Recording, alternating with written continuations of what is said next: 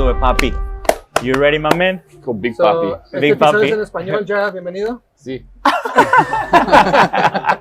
You've been doing your homework, man? I have been. Yeah, Duolingo. Oh, yeah, really? No. Before the episode? Yeah. Well, I'm glad you have, because it's going to be fully in Spanglish, my friend. Perfect. Yeah. I look forward to No, it. but seriously, bro, thank you for joining us. You're very welcome. I'm excited. Yeah, you should be.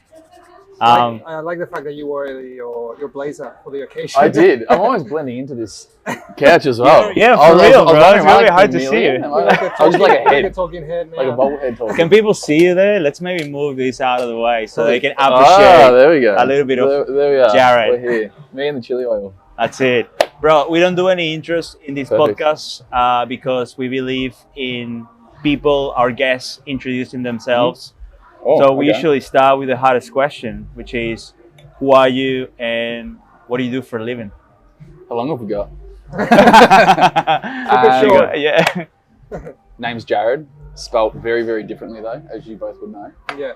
It's actually spelled Jarahad. I still to this day don't know why that is the Jarahad. case. I've asked my parents a few times. Yeah? What's Oh, the, yeah. what There's is no it? answer.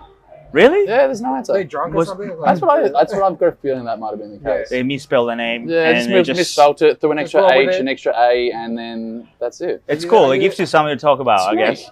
I did remember when I first saw your name and the way it was written versus, the way it's said. I was like, oh, strange. going on here? Interesting. Yeah. Yeah. So that's me, Jarahad. I currently am launching a business called Welly, which focuses on increasing vegetable consumption for kids and adults whilst reducing food waste. And that's me in an absolute nutshell. Unfortunately, I don't do too much else. That's a great pitch. I told That's my a- wife you were coming as a backup. Yeah. So just so everybody knows. Get it out of the Yeah, way. let's You have to get it get out. out of the Let's We way. had a last minute cancellation, which is completely understandable. Things happen. And then I just called Ali. I was like, okay, we have these options. We cancel the whole thing, just pull the plug. We do a podcast, just you and I, which is going to be not as interesting as would be with somebody. Don't Yeah. cut yourself short. Or we just call somebody else, Yeah. meaning friends. So you were the first on the list. Yeah. Right. I'll give you that. You were the first on the Perfect. list. Yeah. And you were our guinea pigs before. Yeah, Pig? that's it. Yeah. I think that's a And- key. And 'Cause then I was like, yeah, let's do it. So I call you. So thanks so much for coming, man. You're very welcome, guys. that's a I don't key know where for I you was to going come with here. this. I lost track of what point I was about to make. No, I was gonna say that what you said there is the key to why we were like, man, Jarahad is a perfect candidate because, bro, like we've known you for a while now, and it's like you are the definition of hustle, and everyone who's been in this podcast with us, they're doing their thing, they're hustling, they're really passionate about what they do, and I think that describes you very well, man. Like ever since we've known you, you're always onto something, looking Not for the working, next but thing. always up to something, Hey, I'm not a designer. Oh, yeah, that's right. So, Welly, man, you've been launching this company for how long now? I think it's an interesting so journey. yeah, So it's been a long journey. It's been probably close to 18 months now since sort of that initial conception and ideation and thought of starting something new. The launch, well, it's been a long launch that still hasn't launched. But we're getting closer, right? But we're getting very close. Yeah. Unfortunately, it's just been multiple different supply chain issues, which a lot of people are experiencing. It happens. It happens. It does. And you know what? It's out of our control, so we can't dwell on it. We just keep working towards making the launch better, and that's all Yeah. focusing on. But yeah, it's been 18 months since initial idea. When did the idea come from? It's a good question. There's a few different things that have come to sort of sort of bring it together.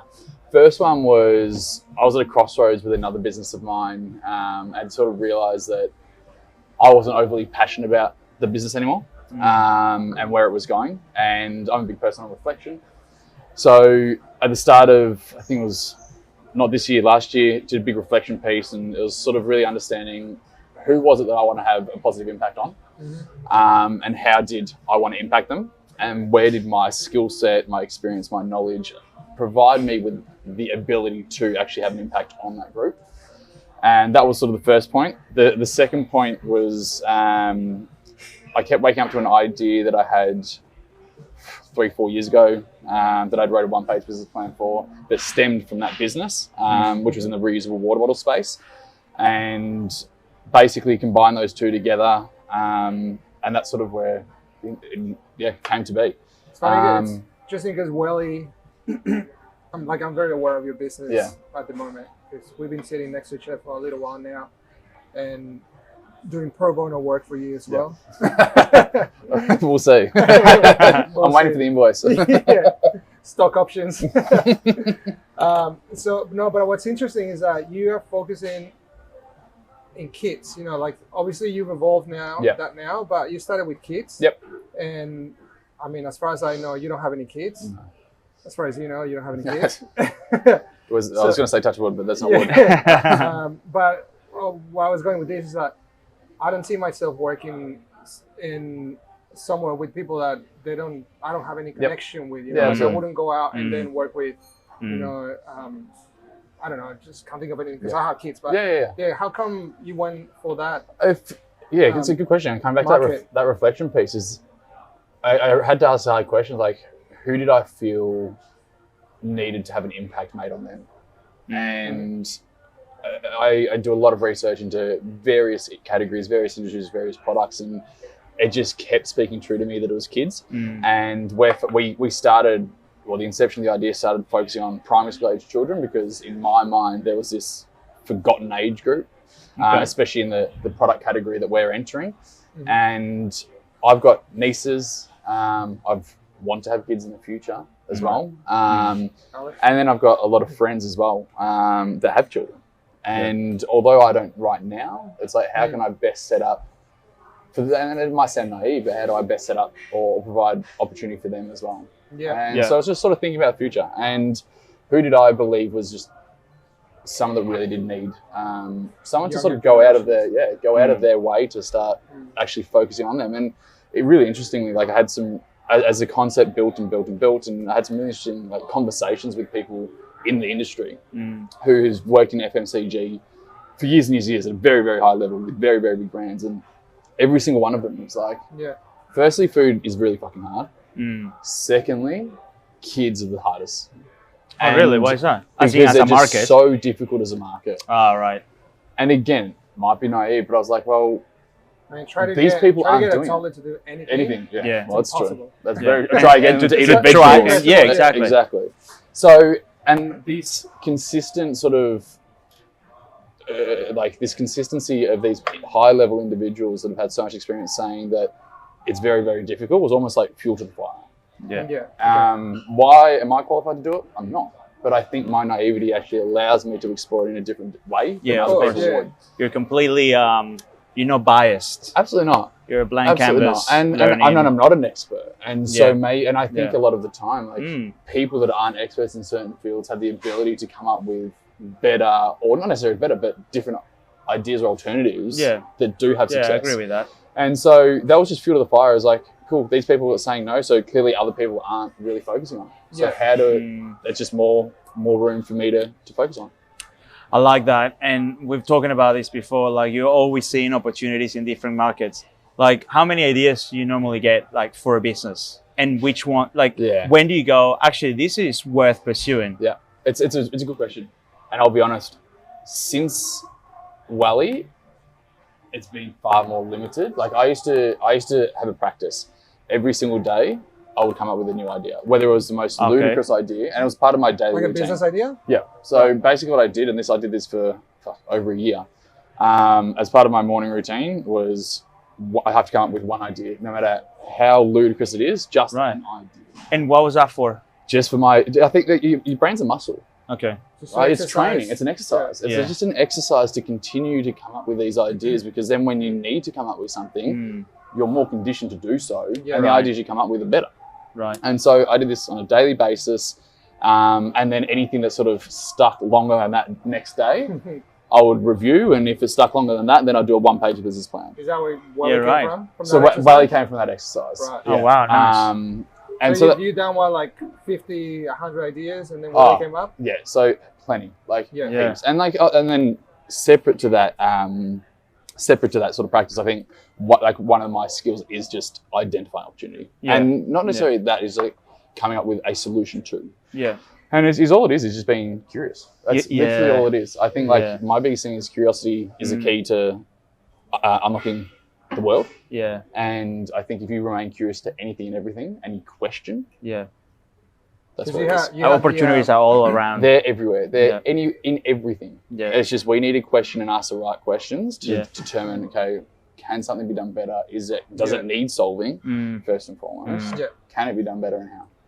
And I think it's just being curious and asking. Do you think you can announce the launch of Welly right now? I'm not. It is. So I keep telling my kids, it's this coming month. It's coming up. It's this coming month. It really is. Every time I walk through that door at home, he's like, "Is it ready?" Dad, and I'm like, so I just look at him and like, "It's not ready. Sorry." What, like, you know? I don't know why for a second I believe that. I said, I'm getting a bad rap at your house, aren't I? Oh, 100%. Yeah, I thought that might be the case. I told my wife you were coming in, and she's like, "Oh, not that coffee guy." cup guy? The coffee cup guy. Oh, is that how let's not people talk know about it? that. Let's Coffee not cup. talk It's about that just for context. That was one of your previous businesses. Yeah, I mean that will still go to market, but that's a side project. Let's talk That's about just for fun. Yeah, That's and very serious for a side project. This is a side project, and I'm like, come on. Like, yours is tangible. Like, this is just us. Look, honestly, that is true. Yeah. I mean, so we were doing some user testing with you recently, and thank you both for that. oh man, no, it was a your pleasure. Taste buds. Yeah, See? yeah, No, it was a that was pleasure. Reciprocal, right? I actually, Reciprocal. 100%. You know, we help each other That's it. grow up. And bro, I really like that, I guess, because I appreciate the art of research and understanding, you know, what people like and what people dislike and whatnot. And, you know, I thought that was really fun. Also, I saw how you struggle with the schedules, and I was like, I know that pain. People don't show up on time. Researching? And then, and then like last minute, something changes, something you didn't expect happens. I mean, that was my fault doing 5-minute intervals. I mean, people like to chat. That's the thing. They do. They do. And so you especially give opinions. Yes, 100%. You think, oh, people are not gonna have the time to like, you know, give me their feedback, and then you realize 5 minutes. People like it's a it. very short window. People thoroughly enjoy it. So no, thank you very much. Do appreciate it. No, man, it was a pleasure. What And was, sorry, keep going. no, tell us a little bit about that, and I've got some questions about that. So I guess background is definitely in marketing and brand. I make a lot of decisions, not that are research led. Not they don't necessarily be absolutely and utterly driven, but they're led by some level of research, because I think you need data. As soon as we're part of a business, we sort of lose the ability to view it from a consumer's perspective, and I think that's really important. So conducting some feedback on our adult range. So that's one thing we didn't discuss, is that we have diversified. We're launching Welly and Welly Kids. So Welly is the adult range, and there's reasons that we have two interconnected sub brands for that, but adults are interesting. Like we had made some assumptions around sort of taste preferences and profiles that we thought adults would like. And what we set out to attain was, do people want complex flavors or do they want simple flavors? And then from that, based on our product, because it's quite unique in terms of the concept, there are some sensory profiles and criteria that I wanted to test and get it and had assumptions on. One being texture. And it was basically, the research was to prove that as well. You gave us like 3 samples per flavor. And then there were about 3 or 4 flavors. Yeah, that's it. So and basically there was simple, complex, and in the middle was sort of like somewhere. Because I remember the coffee one. I loved that one. And then Ali, he wasn't too keen on the coffee one. I think it was something like that. You were more on the chocolate side. I think I like. Do you have one with passion fruit? There's A very fruity one. Yeah, I was really stuck with that one. Maybe it wasn't passion fruit, or was it something? Passion fruit. You would have had the pineapple and passion fruit. And the first one had beetroot in it, did it? Yeah, beetroot. Berries. Yeah, that's when I was like, sorry, I'm out. He's your Welly kid. Well, I didn't do well enough to hide the beetroot then, did I? It's funny. She told me about like kids as a difficult market, and I'm like, mate, what are you talking about? Like adults are as difficult to play some show. This is taste, and like, man, I didn't realize how freaking hard food would be. Yeah, like, you can swear. Food's fucking hard. It's that simple. It's that simple. When it comes to food and beverage, when you've got every single individual is so different in their taste preferences. And it's not just taste, it's texture, it's aroma, it's everything texture, else. Hey. Yeah. We're I was oblivious to it. We were talking to Sandra from Piccolina, the Yeah. founder, Ah. and she just goes on about quality ingredients Mhm. and how they source everything. Yep. And if Mhm. she could, she would harvest everything Yeah, on her own. Mhm. Amazing. And I was making a joke about the staff just peeling pistachios one by one, and she's like, "Don't They even do joke it? about it." She didn't say yes, but I think they do, right? Because Nah, probably they probably have a more wanna labors. they wanted to use a paste, like a pre-made paste, Yeah, and okay. she's Yeah. like, "If you can prove me that that's better than what we already do, we'll go for Yeah. the pre-made stuff." But And it, they couldn't, and in my head, they're still peeling as we speak. You know what I mean? Which makes For me days, enjoy, they're which like- makes you enjoy the process even more. You know, it absolutely does. But now that you know the story, you're going to love their 'Cause pistachio ice you, cream. you source your ingredients from like weird places, that food bank in Yeah. Iceland, Weird you know, places. the underground. Well, you know, That's you know pretty that good one? advertisement. They all keep seeds from around the world. You know that one. No, we're not that sophisticated just yet. One of the things that we do want to do though is upcycle vegetables. So fruit and veg, 31% doesn't reach the commercial shelf because it's ugly, like a blemish, Yeah, color, whatever it may be. 31%. 31%. So it's a Right. huge amount. Like, it is a big number. like millions of tons. Like it's Yeah. it's ludicrous money. And it's not only does it have like a really bad effect on the financial situation and our economy, but from a emission standpoint, it's like 21 times more potent than like as a greenhouse emission than than CO2. Like Yeah. it's proper bad. Yeah. And so we try to source or use product that would otherwise be discarded. Yeah. That's a supply chain, a huge supply chain So what operation. happens? Like it goes to the chains.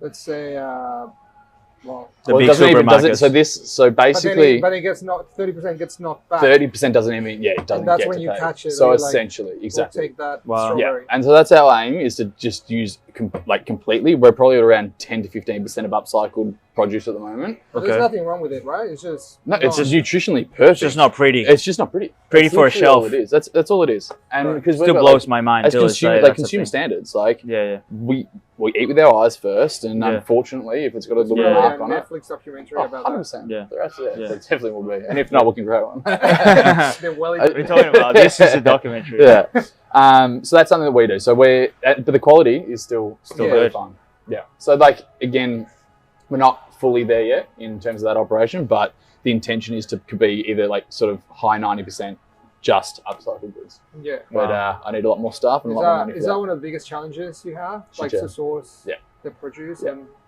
And like we go through so many different like processes for our produce to create the final product. Yeah.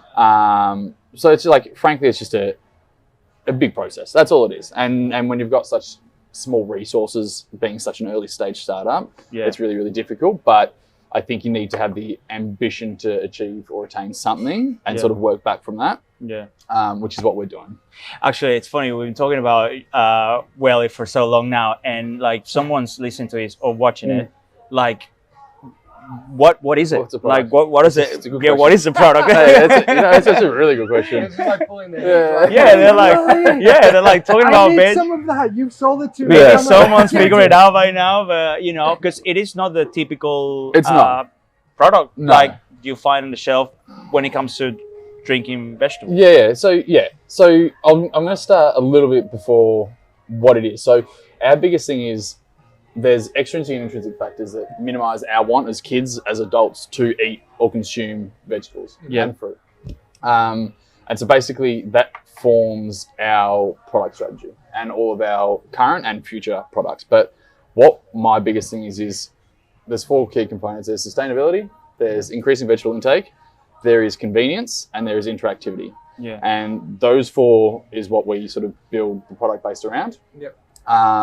And so what we're looking to do is how can we recreate products that are currently unhealthy for people, but exist and are used because they're convenient, and how can we recreate them using vegetables as a foundation? So that's Okay. sort of like that longer term goal, right? Right. But our first product, which comes back off of all those motivations and criteria, is what we're terming an instant smoothie. And basically it's a combination of freeze-dried fruit and vegetable powders that come in a single serve sachet that you add to a reusable water bottle, Yep. milk, water, shake it, you've got a smoothie. So from a How do you convenience... shake it? Shake it. Hey, like a maraca. I'm all right. And so the whole idea is You don't need blender. You don't need additional whole foods. It's just like quick on the go. You can quick on the go. Yeah. You can take a sachet wherever you are. Everyone's got a reusable water bottle. Everyone's got access to water. You can always access milk if you really want to. Yeah. There's your smoothie. And so the whole idea with kids is like, one of the things that we don't really know is what we forget is eating vegetables is a learned behavior. And so if we can create positive interactions with children as they become adults, they're going to have better associations with veggies.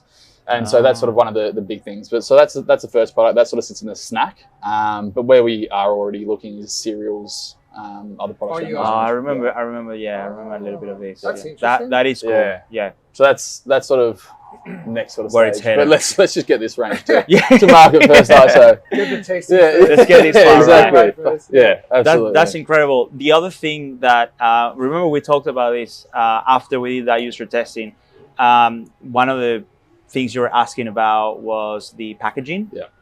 And you did. You like take a photo of that, Ollie. I took the photo, and I was like, I didn't follow I'm you still up. waiting. I was like taking space in my phone. Like, what do I do with it? it was interesting. You gave feedback, right? Yeah, I did give feedback on the packaging, Yeah. and it was interesting. I went on this trip in my mind where I'm like, man, this is an interesting challenge because this guy is trying to solve a big problem. He's also trying to come up with the right flavor, and on top of that, you are creating a product that is unusual. Like it's got to be easy to open.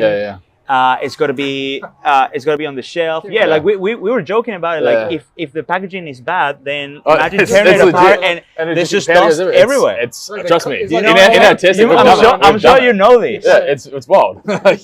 And then the way that you show the ingredients on the packaging, like the way that you display it on the shelf, like there's so many things to consider. There is.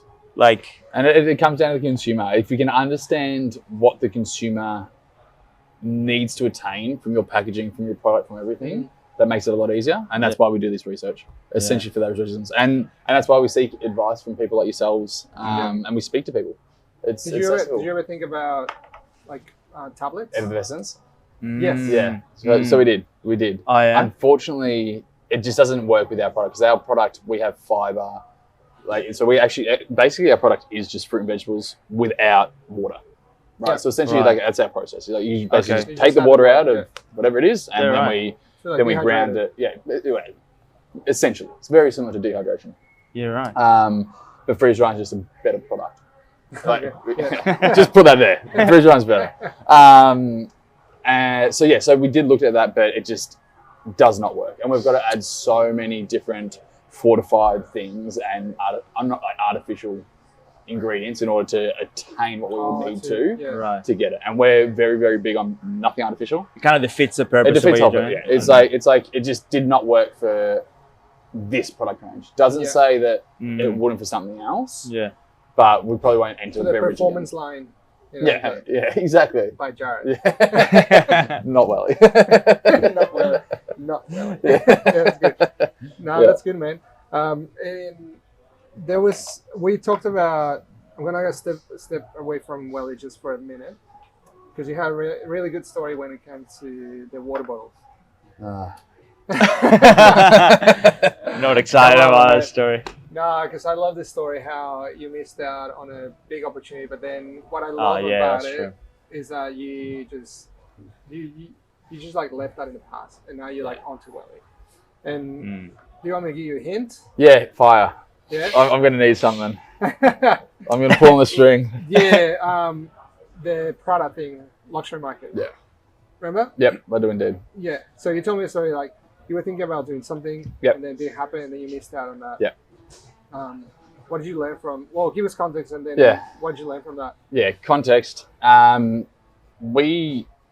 So the first business that I launched was in the reusable water bottle space, and it was when we launched, we thought market fit was around the supplement shakers, and the whole idea was focusing on a product that was easy to clean, reduce bacteria, provide a healthier hydration experience, and looked good. And this is back in 2015, so a little while now. And what we came out was with my business partner has a very, very good eye for design and is an exceptional engineer. And he created a very good looking product. And we ended up being positioned at quite a high price point in that specific market. Yeah.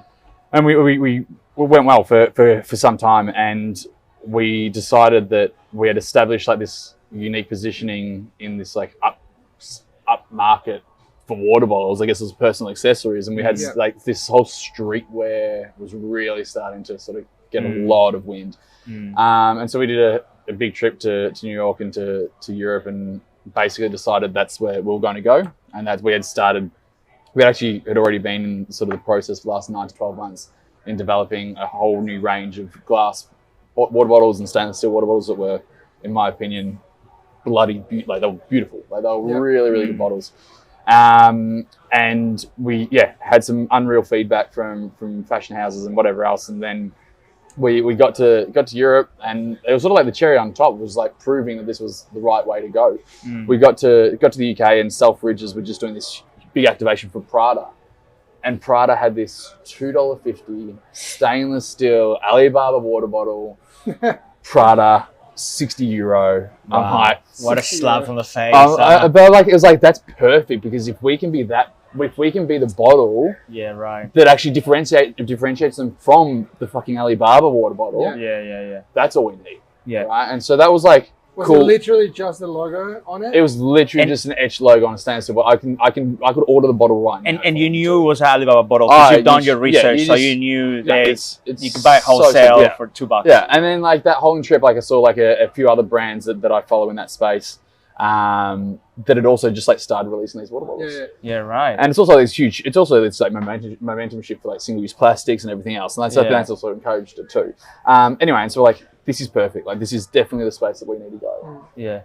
But unfortunately, from a manufacturing standpoint, just couldn't make it happen. Couldn't make pricing work. We had basically the product 95% done, and unfortunately, it just didn't make sense. It just didn't make sense, and it was out of our it wasn't out of our hands, but we didn't have the capabilities to continue with it, and we didn't have the resources that it needed. And unfortunately, sometimes you just need to cut your losses. And like, we spent a lot of money, and we spent a lot of time designing, developing that product range and changing positioning and everything else. And unfortunately, it's sort of just parked and left to sort of sit there for no reason. So but you still have the stock at home? There's no stock, but there's tools. Oh, really? There's tools. And like, it's a lot of money was spent too. Like tools like to produce? To produce it. Wow. Yeah, but they're just not quite finished. And and we went through like the molds and everything, and then we went through like multiple different manufacturers and tried to try to change take molds to others, and it's a fucking nightmare. And we just weren't the right people to do it. It was that simple. Do you think back and you're like, there's so many things I learned that, it was actually good that we did it, because, there was so many valuable lessons that you take with you that you 100%. Can apply to Welly now? I think there always is. I think one of the things that I sort of learned late, but I really enforce it now, is there's no such thing as a mistake, as long as you learn from it. Yeah. And so I think that, failures don't exist if you're taking a learning from it. And I think you have to. And this comes back to that reflection. Yeah. You need to reflect on it. Because otherwise you're not learning. And therefore you've done it. You've wasted it. Like, you've wasted, every mistake, every failing is a huge opportunity for us to take something from and to better ourselves. And I'm a big person on self-development. How can you be 1% better every single day? Yeah. Right? Reflection, reviewing mistakes, reviewing failures. Don't make them again. Yeah. Totally. Right? Or make them again, but understand why you've made it again and then learn from that. Yeah. Just use it as research. That's it. Research, baby. It was research. Title of the podcast, research. Yeah. What's next for Welly? Get to market. Simple as that? It's as simple as that. Yeah. It's just... Because I gotta go home and tell my kid. It's that simple. Is get to market, find market, product, and channel fit. Yeah. Scale new products to market, new channels. Are you just gonna do online shopping? To begin with, only for the foreseeable sort of 3 to 6 months, purely because we're trying to create a new category. We've got a very, very new product type. We need to own the narrative. If we don't own the narrative, if we go offline, we lose that control very, very quickly. And I think there's something in owning that, and we need to tell that story in the way in which it needs to be told. We don't have the ability to do so as soon as we go offline. And so we'll leverage online channels first and foremost, but with the intention to go offline as soon as we possibly can. Amazing. Amazing. Bro, that's awesome. I think I think we one more question. Actually, Fine. not one more question, but anything else you want to say before? I know you have a very important meeting. No, no, Every no. episode, someone has a very important meeting. Yeah, they They're just trying to run away. yeah, they run away from us, man. Last time What- there was. Is that a Amanda- subtle way of saying Yeah. that this is not important? No, the last time I No. guess Amanda, they had a meeting about launching the next product, like Yeah. a big product. Oh, true. Yeah, It yeah. was a mattress, I think. She didn't say. What? She didn't say. Did but you just release something you Oh, shouldn't shit. release? Yeah, Oh. yeah. No, and she's like, guys, before we started recording, she's like, guys, I need to be out of here by, 4 or whatever, because we have this important meeting because we're about to launch a product. A new product. Yeah. Yeah, I was like, we don't want to be. We joked about the whole. Yeah, we episode. didn't want to be the ones that Yeah. stopped Just that stopped it, product yeah, from yeah, actually yeah. launching, so you do- we let you it do have go. a call after this. That's fine. We can. I think I haven't checked the time, but I think we've got time. All right. Well, then it's not on us. I do It's not on you. have one more question, and Yeah. I want you Fire to it. answer this because Yeah. again, like I know I've known you for a while, bro, and I think you have that like hustle mentality and personality to it. And on my way here, I was thinking, is a hustle something that you learn, or Interesting. is it in your DNA? I don't refer to it as a hustle.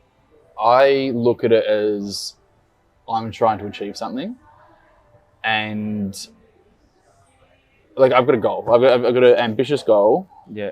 and like I said, like work back from that. So it's like, what do I need to do today that's going to help me get to that, and don't lose sight of that. Mm. And so I come back to, for me, there's passion and determination Mm. as opposed to sort of hustle. But one thing that I think I should probably credit my old man is I think my old man was very, very good at Thanks, man. enforcing Thanks, hard work. Continental people pork tacos, prawn empanadas with some salsa roja, Oh. benuelos, otherwise known as Colombian cheese croquettes. Amazing. Thanks, Thank you. man. Lucky you're not hungry, man. Oh, mate, I'll be taking an empanada, I can tell you that, mate. I love me an empanada. So yeah, I think the old man just always instilled like good work ethic. I think that was sort of one thing. Yeah. And that was like just with anything and everything. And actually both my parents did. But I think it comes down to like, again, I think I definitely lost that hustle mentality Yep. when I wasn't trying to achieve or striving towards something. And like, so with that business, like I just had sort of got to this stage where I was just fucking over it. Mm. Like it's just like I can't see who I'm helping, where it goes from here, and like you lose it. Mm. And so I think so that then makes me believe that you can learn it, but I think you need to align certain things. Yeah. Mm. You need to align with, okay, what is it that you're passionate about? Mm. What is it that you truly fucking care about? And what is it that you can happily work on, Mm. no matter the time, no matter the circumstances? Yeah. Right? That's what I As think long it as is. you're happy doing that. Wow. Yeah, happy doing it. It's like you two. Like, fucking see you two, like, killing your design. And, like, and you can just do it whenever because, like, you thoroughly enjoy it. Yeah. You see the outcome and you're striving to attain something. Mm. But if you don't have those lined up, I think, what are you working for? Nice. Right? Drop the mic after that, I think man. we can wrap it up there. Yeah, We have the legend. food. We'll eat this and we'll keep chatting. Yeah. And we'll make sure you're on your way for that very That's important meeting. Yeah. So Thank you, all good. brother. Thank you very for much. joining us. Adios and see you on the next one. Thank you. Cheers. Cheers, fellas. My man, Thank you. brother, Thanks, boys. killer way to wrap it up, bro. I'm intrigued for this empanada. Oh yeah, camarones.